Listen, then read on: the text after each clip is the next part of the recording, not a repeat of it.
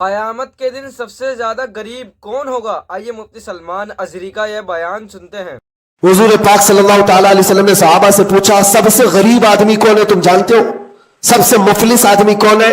حضور صلی اللہ علیہ وسلم نے صحابہ سے پوچھا تو صحابہ نے کہا اللہ کے نبی زیادہ جانتے ہیں۔ آقا کونین صلی اللہ علیہ وسلم فرماتے ہیں سب سے زیادہ غریب قیامت کے دن وہ نہیں جس کے پاس پیسہ نہیں، مال نہیں، نیکیاں نہیں، وہ نہیں، بلکہ میرے آقا فرماتے ہیں قیامت کے دن ایک بندہ ایسا ہوگا جس کی نمازیں بھی بہت تھی، صدقات و خیرات بھی بہت تھے، حج بھی کیا تھا، زکوٰۃ بھی دیا تھا، عمرے بھی تھے، نفل عبادتیں بھی تھی، اس کی بہت نیکیاں لے کر کے آیا تھا، لیکن جس وقت وہ عدالت الہی میں پیش ہوا تو کئی لوگ کھڑے ہو گئے، ادھر سے ادھر سے آئے، رب تعالیٰ سے کہنے لگے مولا یہ نیک تو بہت ہے، نمازیں اس کی بہت ہے، حج بھی کیا ہے، عمرے بھی کیا ہے، لیکن میرے پیسے بھی دبا کر رکھا تھا۔ کوئی کہتا ہے کہ مولا میرا حق اس کے اوپر بنتا ہے، اس نے مجھے گالی دی تھی، کوئی کہتا ہے کہ مولا میرا بھی حق بنتا ہے، اس نے مجھے مارا تھا، کوئی کہتا ہے مولا میرا بھی حق بنتا ہے، اس نے میرے پیٹھ پیچھے مجھ سے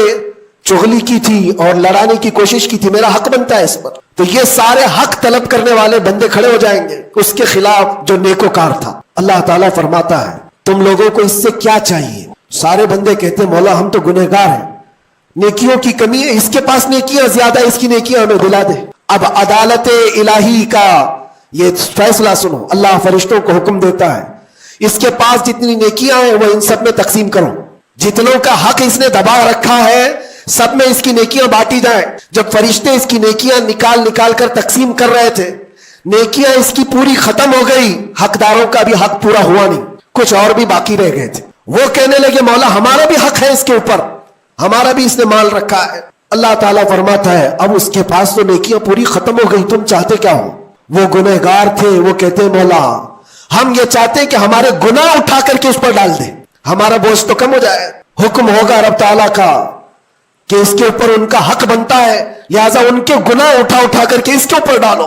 حدیث پاک میں میرے آقا فرماتے ہیں لے کے تو چلا تھا بہت ساری نیکیاں، لیکن وہاں سب بٹ گئی، الٹا دوسروں کے گناہ اپنے سر پر لے لیا اور سیدھے اس کو فرشتے جہنم میں لے کر جاتے ہیں۔ یہ قیامت کے دن کا سب سے مفلس آدمی ہے، سب سے غریب۔ اسی لیے اے لوگوں حقوق العباد میں کبھی گرفتار مت ہونا، دنیا میں کسی کا حق دبا کر مت رکھنا۔